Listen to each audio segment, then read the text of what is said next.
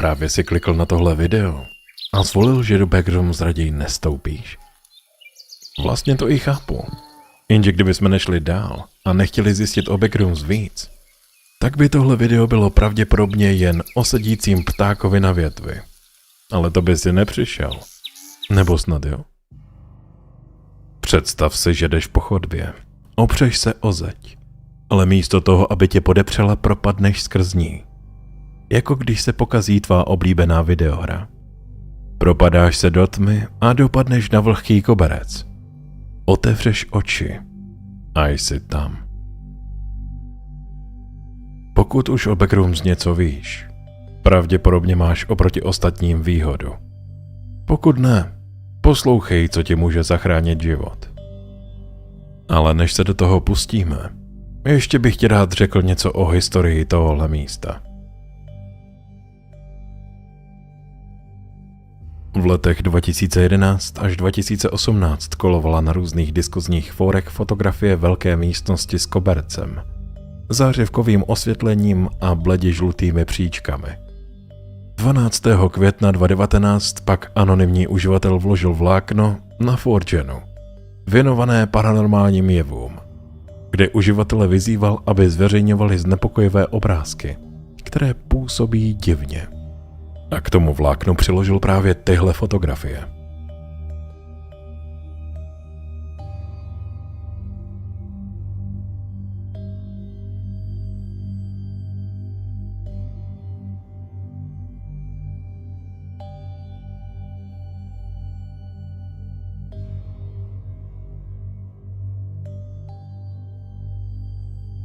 Jiný uživatel na tento příspěvek odpověděl. Dal obrázku jméno a k tomu i poskytl první popis Backrooms. Pokud nebudete dostatečně opatrní a v nesprávných oblastech se dostanete mimo realitu, skončíte v Backrooms, kde není nic jiného než zápach starého vlhkého koberce, šílenství jednobarevné žluté, nekonečný hluk zářivek na maximální hlasitost a přibližně 6 milionů čtverečních mil náhodně rozdělených prázdných místností, ve kterých uvíznete.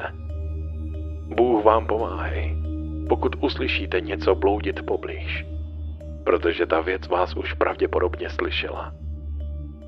Anonymní uživatel 4chan 13. května 2019. Tohle už je psychologie liminálních prostorů, liminal spaces. Proč ale z těch míst máme tolik divný pocit? Takzvaný liminální prostor, prostor přechodu, chodba, schodiště, čekárna.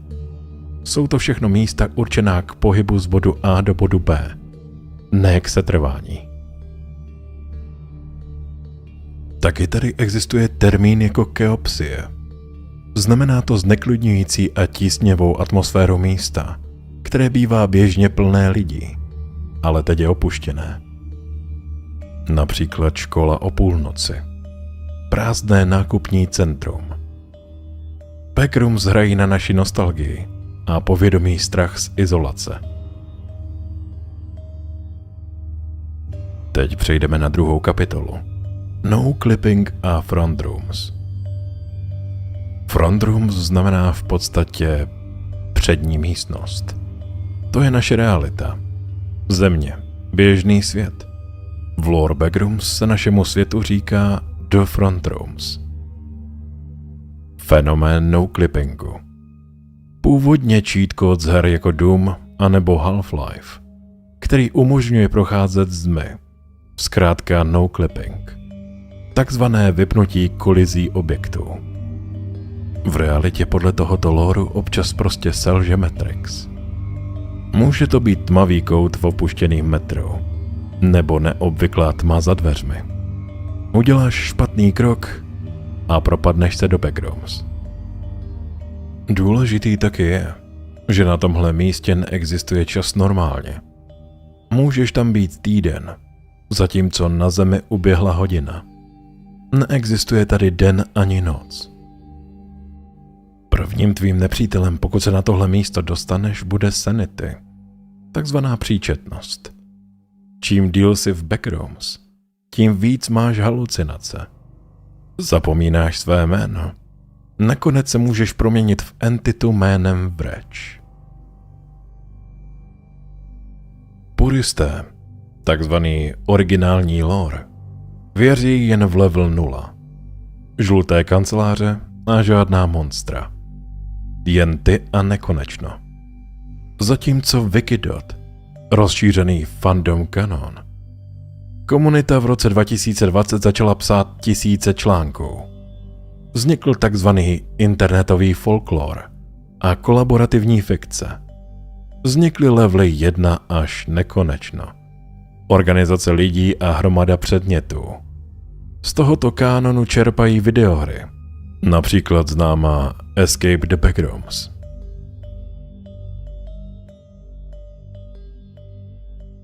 Ale vším nakonec zamíchal Kane Pixels, příběhový sci-fi kánon. Byl to tak trošku zlomový bod, který zamíchal celým lorem. Na začátku roku 2022 vydal tehdy 16letý youtuber Kane Person sérii videí Backrooms Found Footage. Změnil tím tak nějak lore. V jeho světě do Backrooms nepadají lidé jen tak náhodou, ale portál otevřela v 80. letech vládní organizace Async. Chtěli vyřešit problém s úložným prostorem na Zemi a omylem otevřeli bránu do téhle dimenze. Fajn taky je, že jeho videa jsou tolik geniální, že jeho studio A24 najelo na režii celovečerního filmu. Ten by měl shodou náhod vyjít na konci tohohle měsíce, kdy to video natáčím. No, myslím, že fanoušci Backrooms se mají na co těšit. Už teď trailer najdete na YouTube, tak pokud jste o tom ještě nevěděli, určitě koukněte.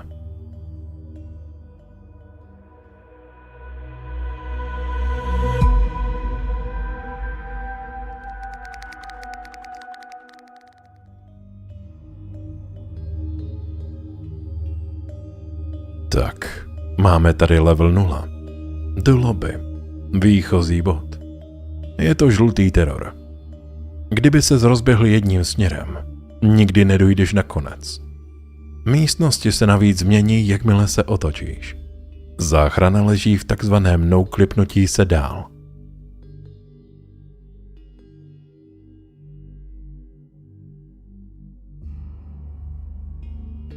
Level 1. Habitable Zone. Jinak taky obyvatelná zóna. Obrovský tmavý betonový sklad plný sloupů a kaluží na podlaze. Světla zde náhodně vypadávají. Je to ale první místo, kde lze potkat jiné lidi a základny.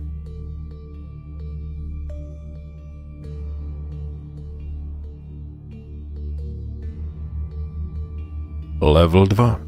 Též známý jako Pipe Dreams. Extrémně horké místo, úzké chodby plné hučících trubek. Teplota stoupá s tím, jak se blížíš ke zdrojům stroje, který možná celý tento svět pohání.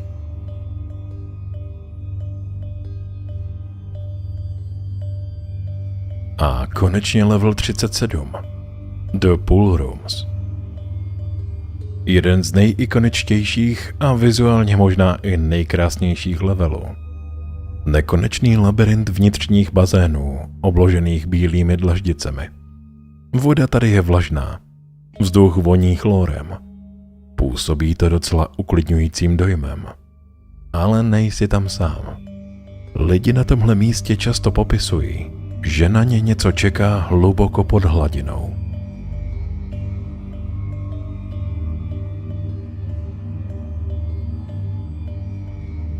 Smajlík. Zábava. Jedná se o level fun. Tohle místo tak trošku vypadá jako dětská oslava, která se zvrhla. Místnost plná stolů, dortů a balónků. Všude na stěnách jsou namalovaní smajlíkové. Zde žijí partygoers. Ve wiki je tenhle level zapsán podezřele šťastným tónem. Například: pojďte dál, je to tady bezpečné. Máme spoustu dortů. Smajlík k tomu. Protože partygoers hacknuli databázi, aby tam nalákali přeživší. Ale o tomhle lóru si můžeme říct, pokud o to bude zájem. Dejte mi to když tak vědět v komentáři.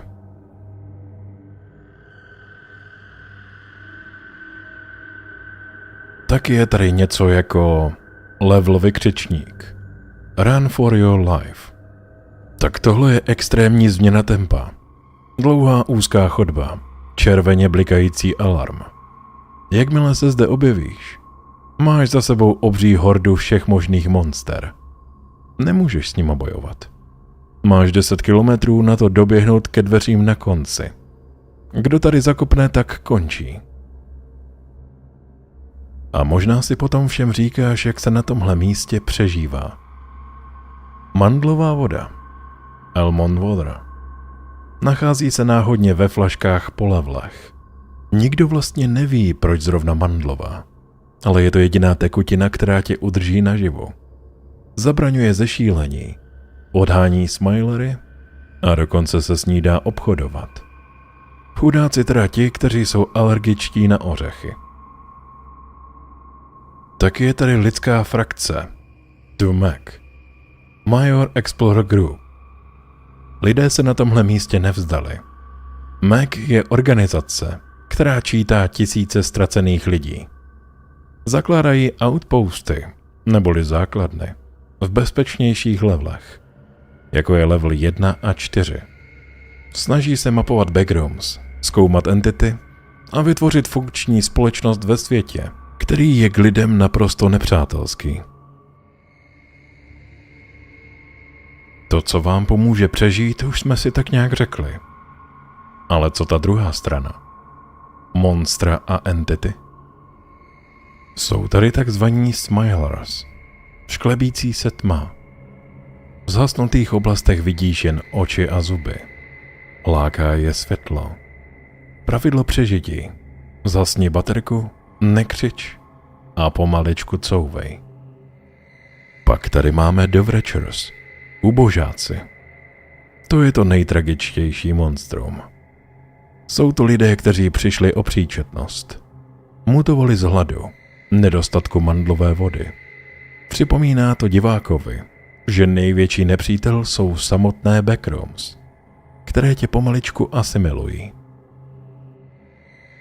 Pak tady máme taky bakterii, Lifeform.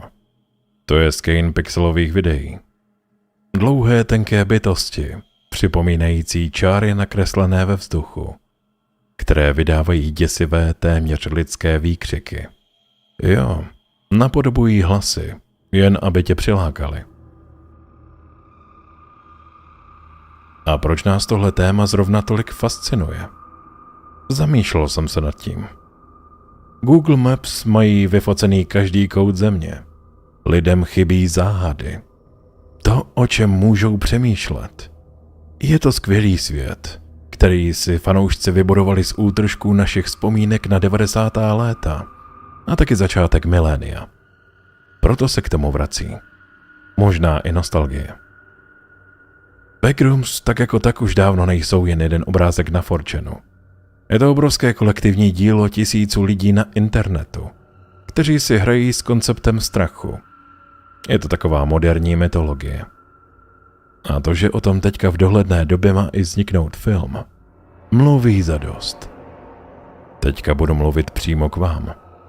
Kdybyste se mohli noklipnout s batohem, jaké 3 věci byste si vzali sebou? Dejte mi to vědět v komentáři. Jsem na to dost zvědavý. Za mě by to pravděpodobně byly 3 flašky mandlové vody. Aspoň bych měl s čím handlovat hned od začátku. A pokud se vám video líbilo, nezapomeňte dát odběr, like a případně video sdílet.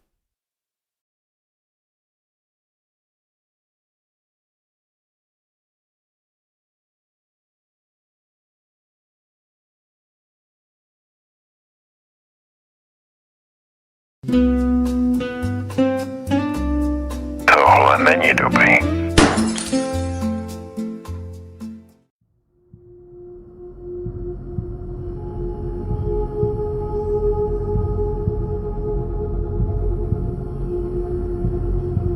Máko, slyšíš mě? Kolik ukazuju?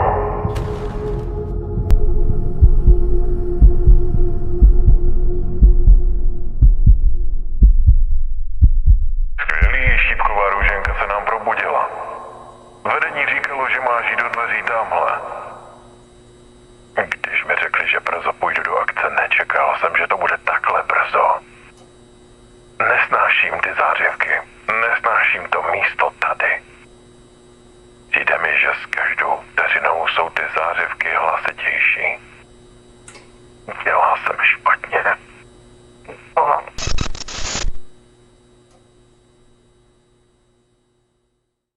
Au, moje hlava. Doufal jsem, že sem pošlu někoho jinýho. Aspoň, že jsem celý.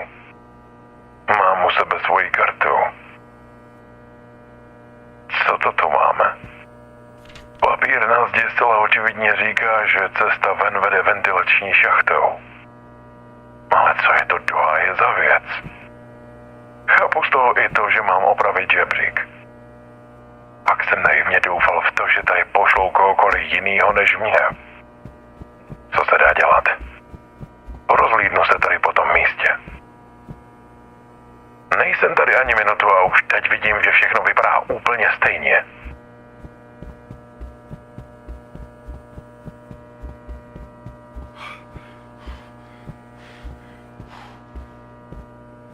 Když to bylo jenom na papíře, tak jsem si říkal, že to s těma zářivkama tady nemůže být tak zlý.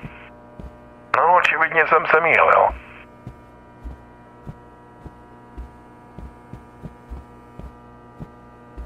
Smrdí to tady, jak kdyby tady něco chcíplo.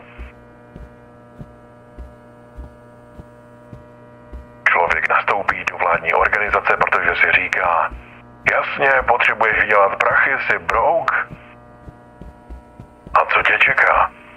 Hned v prvním týdnu, když říkají, že lidi běžně neposílají, tě pošlou do levelu 0? Asi mám prostě jenom pech. A nebo mi lhali. Přísahám, že ty zářivky budou moje smrt. Žebřík, žebřík. Kde ho mám sakra hledat? Ještě na takovém místě.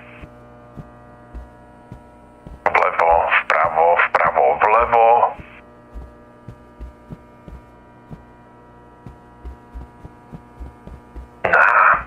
Bingo. Doufám, že tady těch polínek je o něco víc. Vidím další. Skvělý.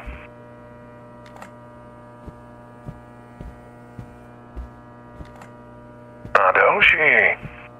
Tak buď si tady rozdělám táborák, anebo to složím a vylezu tam nahoru.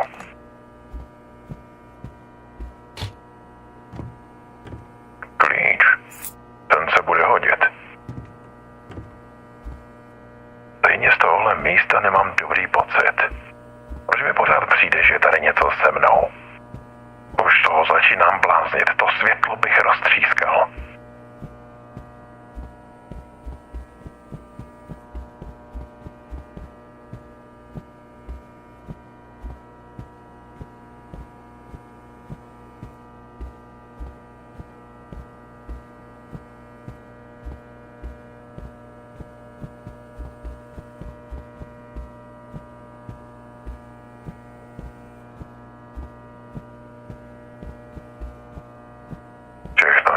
Strašně stejný. Hele, to je ten obrázek. No tak aspoň jednu z těch věcí už mám. Žebřík jsme složili a teď se musíme dostat dál. Horší bude kudy.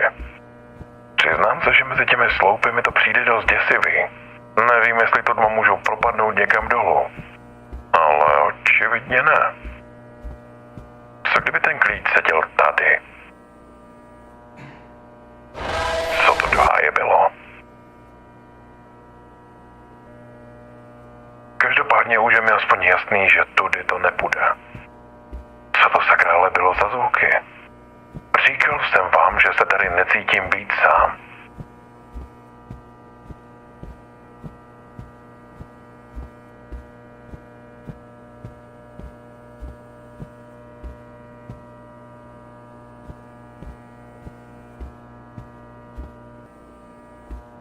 Na chvíli jsem vypnul kameru a říkám vám, že jsem ty divný zvuky slyšel znova. Na tomhle místě nemůžu zůstat dlouho. Musím najít cestu ven.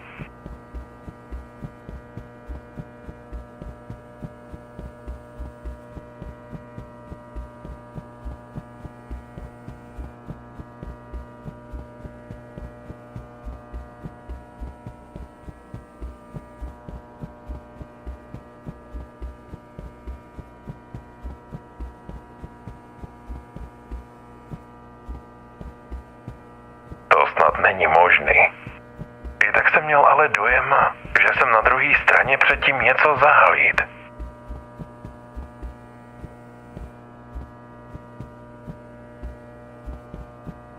Zkusím se vrátit. Ozvu se zase za chvíli.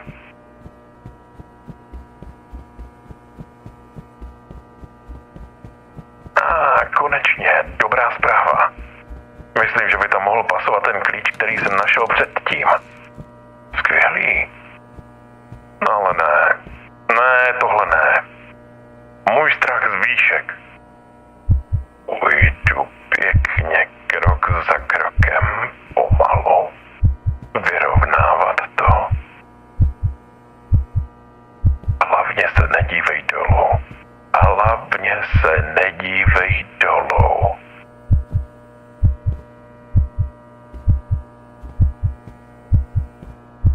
Sakra, tady jsem špatně. Nakonec to nebylo tak hrozný. Dopadl jsem do měkkýho, vždyť je tady všude koberec. No ale... co to je nade mnou? Tipky. Někam mě navedou. Tady vlevo. Už toho začíná mít plný zuby. Vlevo, vpravo. Vlevo, vpravo. Tudy. Doleva. A pak zase doprava. Je to fuška. Tady vlevo. Konečně. Někam jsem se dostal šipka nahoru. Kuchyně. Půjdu radši nahoru.